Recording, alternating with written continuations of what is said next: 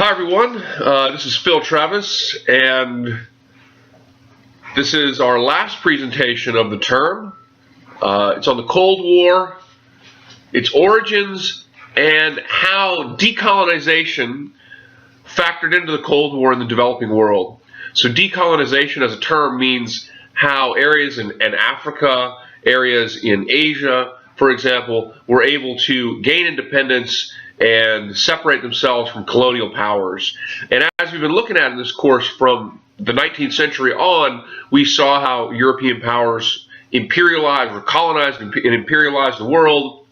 And we saw how nationalism and imperialism factored into the First World War, in the Second World War, and in the aftermath of the Second World War, as the Cold War comes to embody the international relations of the world. It serves as a battleground, basically, for lots and lots of developing world countries to fight and vie for their independence. And of course, the Cold War, which is basically a standoff between the United States and the Soviet Union, the two major superpowers in the aftermath of the Second World War. These small revolutionary movements and groups, like in Vietnam, for example, all vied for the support of one or the other of these great superpowers. So, very interesting lesson this week, and I hope you enjoy it. So when you ask what the Cold War is, there's some basic definitions here. I'm just going to put this stuff up here for you guys. So at its most basic level, it's a standoff between two superpowers, the United States and the USSR. I'll show you a map in just a little bit. But these two empires, these two superpowers, create spheres of influence and vie for control and influence throughout the world, particularly in the developing world and in Central Europe. Walter Lefebvre, it says, what does Lefebvre say? Walter Lefebvre is a very famous historian who had argued that the Cold War was effectively a collision of two empires. That the U.S. empire was driven by a pursuit of open markets going back to the 1800s, and the Soviet empire was driven for a landed political control and an insulation ultimately from capitalist influence. So it's a global conflict. It's an indirect global conflict. That is, we call it a Cold War because that means it's not a shooting war. And it is true that the two major superpowers, the United States and the Soviet Union, never fought, but they did compete for areas throughout the globe, and particularly in the developing world. They got involved in revolutions and tried to manipulate those revolutions to their own end. So in that respect, it's a period of almost continuous bloody war, overthrown governments, assassinations, guerrilla war, the whole, and even the threat of nuclear war at a number of times obviously occurs during the Cold War. The picture you see here is Churchill, Truman, and Stalin at Potsdam, which was a conference in July of 1945. This was the conference where Truman knew the U.S. had the bomb, and this is the conference really where the United States is trying to make decisions about what to do in Japan. And Truman and Stalin did not hit it off. Unlike FDR, who attempted to compromise with Stalin a little bit more, Truman drew more of a hard line with Stalin. And the relationship between Stalin and Truman it became icy rather quickly, and that factored into the development of the Cold War. Stalin also found out that Truman had told Churchill about the bomb, the atomic bomb, but had withheld it from him. He actually found out through espionage.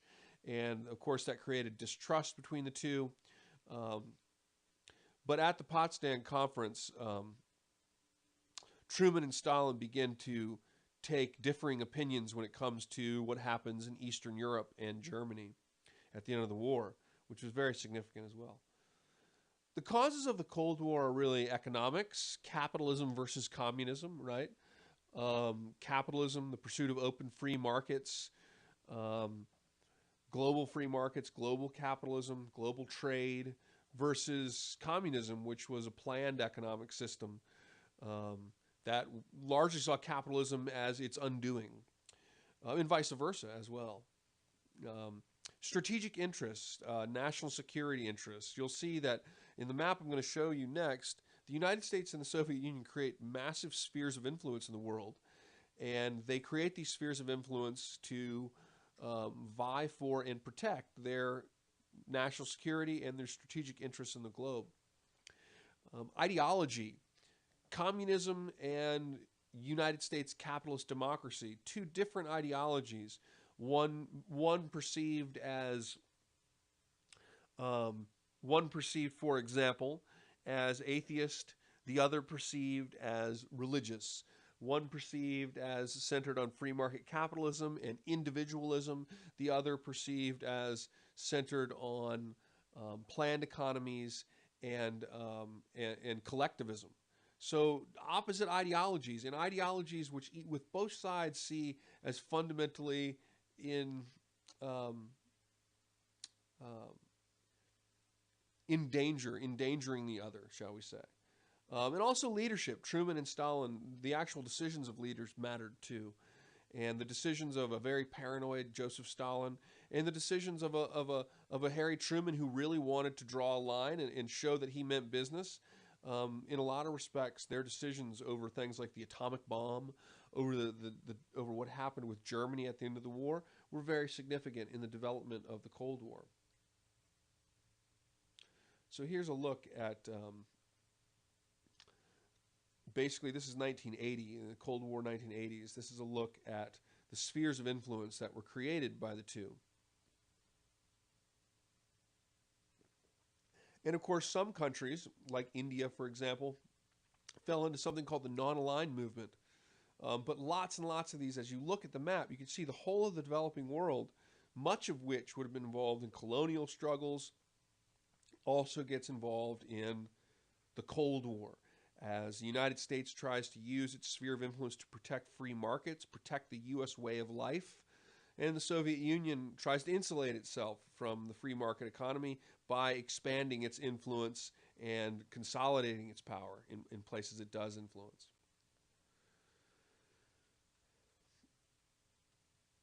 Scholars don't exactly agree on when the Cold War began. Well, I hesitate to say that, actually. Scholars generally feel that when you look at the beginning of the Cold War, that the actual Cold War begins in either 1945 or 1947. But some scholars trace the roots longer. Walter Lefebvre, for example, traces the roots back to late 19th century imperial expansion on the part of the United States and ultimately of Tsarist Russia. And of course, the Bolshevik Revolution, which I'll mention in just a second. Most scholars will say it either happened at the end of World War II. John Lewis Gaddis is one of the famous who interprets it that way. Gaddis believes that the Soviet Union and the United States were completely incompatible. And when World War II ends and Europe's destroyed, it kind of brought the two together in the vacuum, making the Cold War effectively inevitable. Many scholars, and the position that I agree with the most, is that the Cold War really begins in 1947 with the development, and this is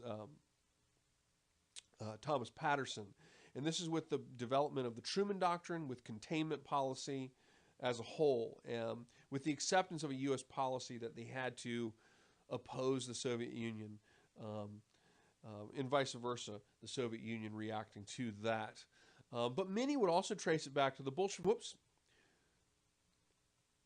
By contrast, Woodrow Wilson had a competing vision of a new world order of free market, open trade, capitalist democracy in the world. Wilson actually, shortly after, or at the end of Wilson's presidency, there was a Red Scare in the United States. He sent something like 10,000 people to fight in the Bolshevik Revolution. And the United States didn't recognize the Soviet Union until 1933. And of course, yes, it was 1917, 1918 when the communists, led by Lenin, took power in Russia and created the Soviet Union. So there's these competing visions that are fundamentally at the heart of the origins of the Cold War. And you see as well just how the Cold War was almost inevitably going to involve the decolonization of the world, or going to be involved in the decolonization of the world. meaning that you have one vision that says his goal effectively is world communist revolution, and he influenced people like Ho Chi Minh in places like Vietnam. Wilson, on the other hand, wants an open world. He also wants an end to colonialism, but he wants an open, free market world. And so you can see they both have visions, and this is behind, at the heart of the United States in the 20th century and the USSR in the 20th century, are these competing visions for what will happen in the developing world, what will happen amid decolonization.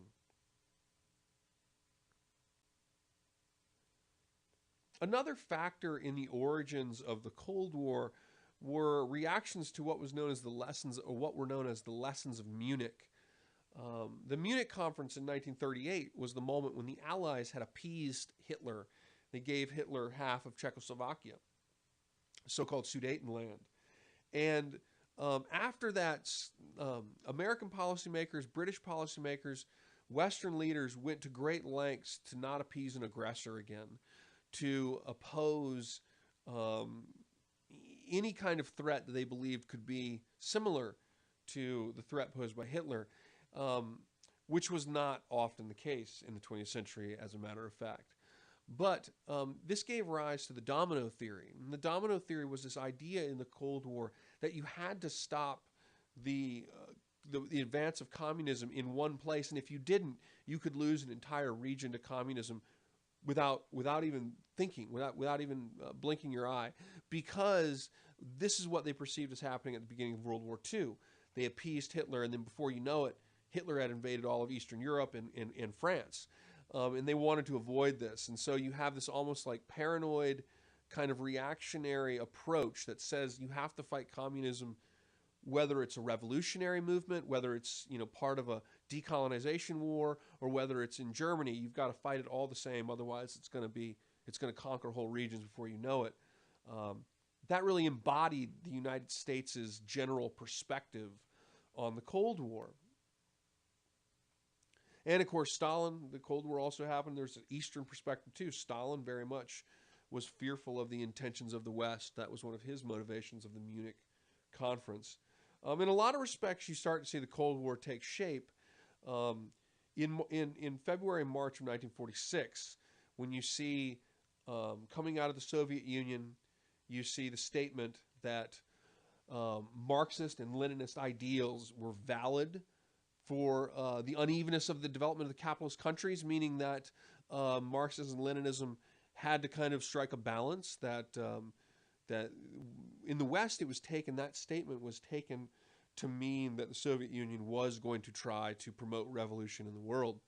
Similarly, Churchill's infamous or famous statement in Missouri, Winston Churchill's famous statement in Missouri in March, that an iron curtain had descended, and the suggestion that God had willed the atomic bomb to the United States. These types of statements between the East and the West really helped to crystallize the Cold War.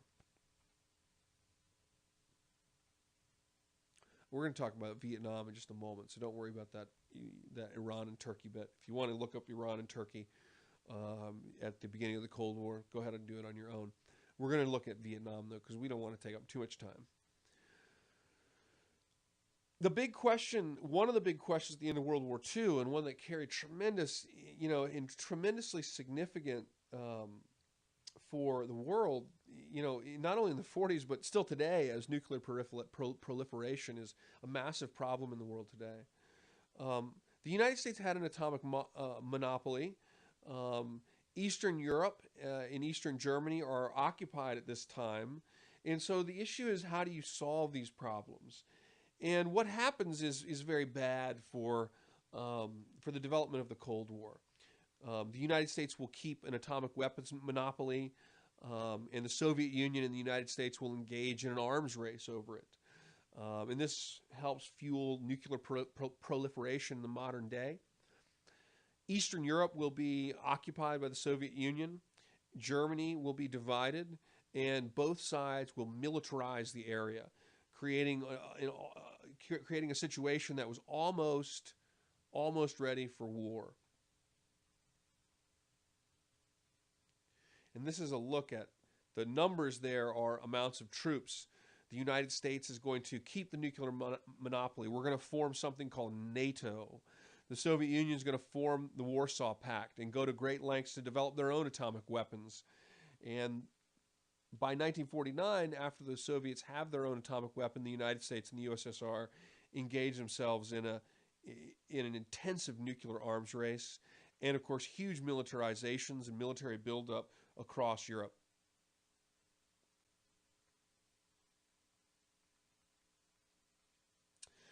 In 1946 and 47, Europe was decimated. We have to remember this. And the United States was very fearful of losing Western Europe to communism. This is another factor in the development of the Cold War. And so in order to prevent this, the United States took several actions. There was conflicts being fought in Greece, in Turkey. There were communist movements in France and Italy. Their economies were very much damaged, and so they were particularly ripe for the development of legitimate communist movements, which the United States perceived as fundamentally opposed to the interests of the United States and of freedom in the world. The United States takes a couple of important steps in 1946 and 47 that really result in the development of the Cold War. One was the Truman Doctrine and also the Marshall Plan. The Truman Doctrine and the Marshall Plan most specifically, were statements basically that the United States would fight to contain communism, but that they would fight primarily through aid, through economic aid. And the Marshall Plan was an upwards of $16 billion aid program to Western Europe. And all the little bars on your map there of the green countries are all meant to signify how much of the Marshall Plan aid the United States sent to those countries, or those countries received. The United States developed the containment policy, which was a policy to economically but also militarily contain the Soviet Union until they are prepared to live in peace with the West. And then eventually by 1950, the policy becomes until the Soviet Union collapses effectively. So in response to the bleak situation in Europe, the response to communist movements in Eastern Europe, the Soviet refusal to get out of Eastern Germany and Poland, the Soviet attempt to move into other areas of the world. The United States saw the movements in Greece and Turkey, as well as Iran, as being movements that were being fueled by the Soviet Union. They saw the communist or the Soviet Union as on the move. It's a direct quote. They were viewed as on the move everywhere at this time. And so those reactions, those created reactions from the West that led to the development of the Cold War, particularly with the Marshall Plan and containment policy, using economic aid but also military options to contain communism, as that last map showed you, the militarization of Europe. Other developments for U.S. policy, the National Securities Act of 1947 created the Defense Department, the CIA, the Joint Chiefs of Staff, the National Security Council. The draft was resumed.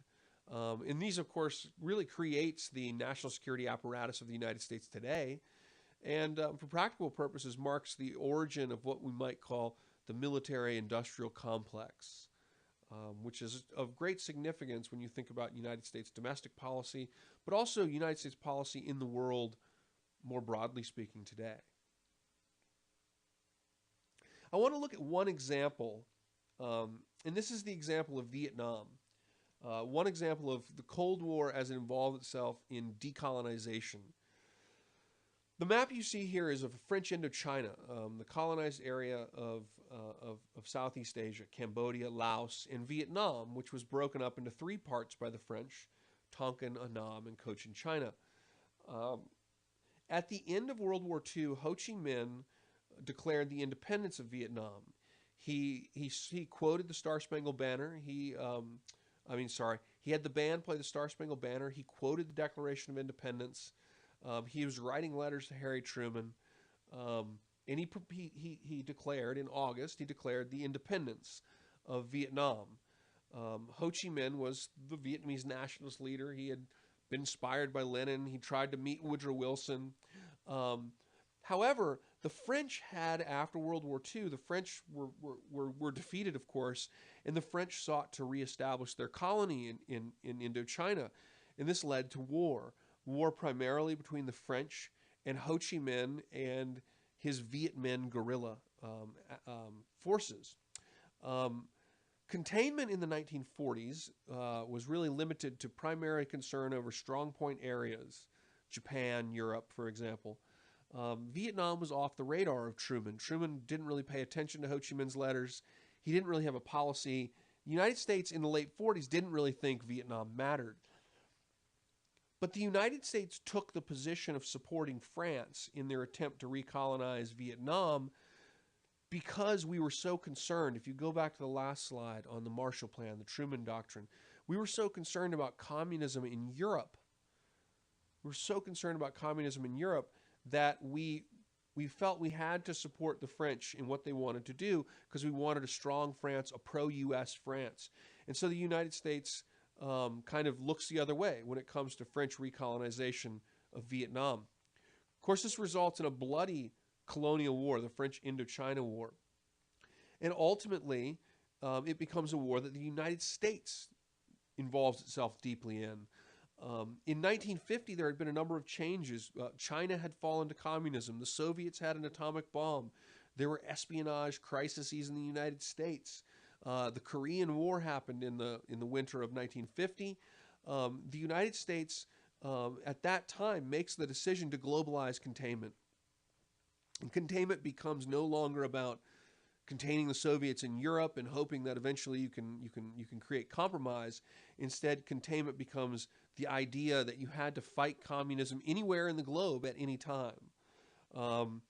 And this leads largely to the struggle, an active struggle between the U.S. and the Soviets in the decolonizing world, the developing world where states are fighting to free themselves from colonial powers. By the early 1950s, the French won out of Vietnam, but the United States actually wanted them to stay and was largely paying for their war, which had become tremendously expensive. And that was because the United States we weren't trying to colonize Vietnam. The United States was trying to contain communism, but in the process had become embroiled in a colonial war. So the French Indochina War ended with the Battle of Dien Bien Phu. It's on the top corner of the map there. When the French are defeated by the forces led by Vo Nguyen Giap, who was Ho Chi Minh's primary leader, primary general. And after the French are defeated here by the Vietnamese, led by Ho Chi Minh and Vo Nguyen Giap and Pham Van Dong, after that happens, there's peace talks in Geneva. They actually had begun during the Battle of Dien Bien Phu, but the peace talks ultimately agree to a ceasefire. The country was temporarily partitioned with a line north and south, and then there would be elections in 2 years to reunify the country. And the United States was there, but the United States was not happy. We did not sign. We refused to actually recognize the Chinese government that was there, as well as the Vietnamese representatives. And we're present, but we don't sign anything. And that's because the United States knows that if there are elections within 2 years, that Ho Chi Minh will win those elections. And so the United States goes to great length after this point to support a competitor government, a new government in South Vietnam, and use that government as a way of containing communism in Southeast Asia. We really believed in the Domino Theory that we had to stop communism in South Vietnam, otherwise we'd have the same fate that occurred with the Munich crisis of 1938, the Domino Theory. So the United States will refuse to hold elections, and now the French are out, and the United States comes in not as a colonial power, but as a power that's trying to fight communism.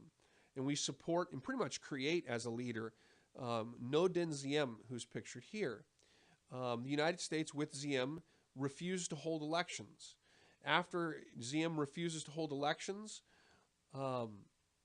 the northern government ultimately will decide, largely in response to an aggressive war against the communists in South Vietnam, led by No Den Diem, the North will begin a war of reunification again. And the United States' policy is that they're going to consolidate strength in the South and contain communist advances.